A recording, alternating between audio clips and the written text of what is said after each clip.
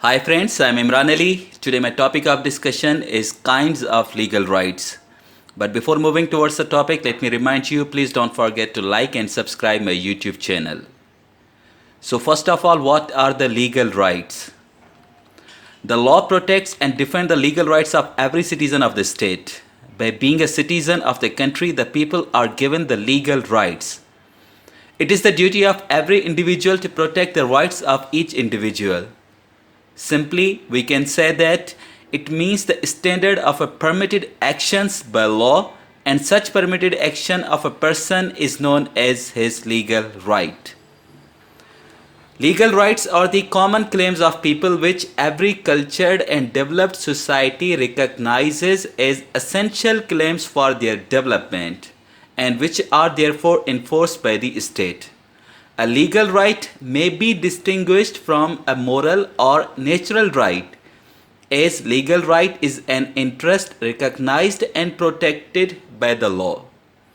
In short, legal rights are legally protected interest. If any person violates the legal right, it would be a legal wrong, and for such legal wrong, there is a legal remedy. So now we understood that in layman's language, an action which is permitted by the law is called legal right, or the act which is recognized or protected by the state is called legal right. Definition of the legal rights. The definition of legal right is given by the number of jurists like Salmond, Gray, Holland, and many others. Salmond says a right is an interest recognized and protected by a rule of law, whereas Gray has different version. He says a legal right is that power which the man has to make a person or persons to do or restrains from doing a certain act or acts so far as the power arises from society imposing a legal duty upon the persons or persons. Further, he states that the right is not the interest itself, it is the means to enjoy the interest secured. If we look at the definition of Holland, he states that legal right is the capacity residing in one man of controlling, with the assent and assistance of the state, actions of others. And according to Lasky, right is those conditions of social life without which no man can seek in general to be himself at his best. Kinds of legal rights. Number 1, right in rem and right in persona. Number 2, personal and proprietary rights. Number 3, positive and negative rights. Number 4, principal and accessory rights. Number 5, perfect and imperfect rights. Number 6, right and re propria and right and re aliena. Number 7, vested and contingent rights. Number 8, legal and equitable rights. Number 9, primary and secondary rights. And number 10, public and private rights. Number 1, right in rem and right in persona. Rem means world and persona means persons. The right in rem is the right available against society at large. For example, a crime committed under Pakistan Penal Code because it is a crime committed against the state. While on the other hand, right in persona means right that is available against an individual, such as breach of contract. When there is a breach of contract, the party who has performed the act files the suit against the breaching party. Right in persona is a temporary in nature, which can be converted into right in rem. Right in rem is permanent in nature. Number 2, personal and proprietary rights. A personal right is related to a person's life, as his reputation or standing in the society. These rights promote a person's well-being in society and have no economic value. For example, the right to live with dignity, the right to freedom of speech and expression, etc.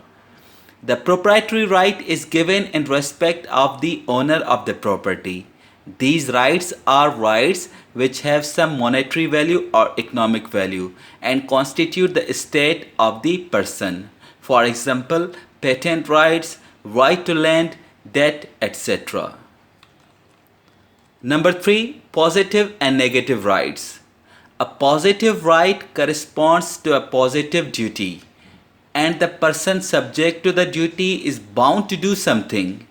A person possessing a positive right can compel the person with the duty to perform a positive act. For instance, a right to receive a compensation is a positive right, whereas negative right corresponds to a negative duty. The enjoyment of a negative right is complete unless such interference takes place. It is the right of the person, and the persons bound shall restrain from doing some act which will be prejudicial to the person entitled, such as when a person owns a land, it is the duty of others to not trespass. Number 4, principal and accessory rights. The right which is not dependent to other right is called principal right. Principal right exists independently of other rights. For example, right over land is principal right, whereas accessory rights are appurtenant to other rights and they have a beneficial effect on the principal rights. A security is accessory to the right secured. A servitude is accessory to the ownership of the land for whose benefit it exists. The rent and covenant of lease is accessory to the ownership of the property by the landlord. Number 5, perfect and imperfect rights. Perfect right corresponds with perfect duty. Perfect rights are recognized and also enforced by law, and an action can be taken against the wrongdoer by filing a suit in the court of law for the breach of it. While imperfect right corresponds with imperfect duty, which are not recognized by the law and hence cannot be enforced by law. For example, if X advanced loan to Y, Y is bound to repay that loan. X has perfect right to recover loan from the Y, and Y has perfect duty to pay the amount of loan to the X. If Y failed, then X can file a suit against him in the court of law for recovery of that loan. But if it is time-barred loan, for example, no suit filed within the limitation period and X was sleeping over his right for a pretty long time, now X can't claim for the same as it becomes imperfect right which cannot be enforced by law. Number 6, right in re propria and right in re aliena. The most absolute power which the law gives over the thing is called the right of property. This is real right in a thing which one has, called re propria. But when someone have a right in property which falls short of full ownership, as when the dominion vests in another, right of these descriptions are known as re aliena. In other words, right in re propria is a right which the possessor can exercise without any interference. A right in re aliena is a right which a person possesses with respect to the property owned by another. These are also known as easement or servitude. Number 7, vested and contingent right. Vested right is a complete right. It must be vested to person entitled. It is not dependent on any uncertain event. For example, if a valid deed of transfer is executed by X in favor of Y, Y acquires a vested right. Contingent rights are such rights which depend upon any uncertain event, and right will be vested on happening or not happening, what case may be of that event. For example, if a property is given to a person on the condition that he will be entitled to take possession of it only if he attains the age of 25, the right acquired is a contingent right. The right fails if that person dies before he attains the age of 25. Number 8, legal and equitable rights. Legal rights are those rights as recognized by courts of common law, whereas on the other hand, equitable rights are those which are recognized solely in the Court of Chancery, which was presided over by the Chancellor. The right vested in a trustee is thus legal right, but the Court of Chancery or the Court of Equity went a step further and recognized the right of the beneficiary as equitable right. Number 9. Primary and secondary rights. Primary rights are also called antecedent, sanctioned, or enjoyment rights. Primary rights are those rights which are independent of a wrong have been committed. They exist for their own sake. They are antecedent to the wrongful act or omission.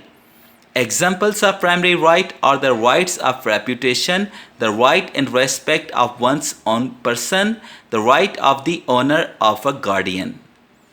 Secondary rights are called sanctioning, restitute, or remedial rights.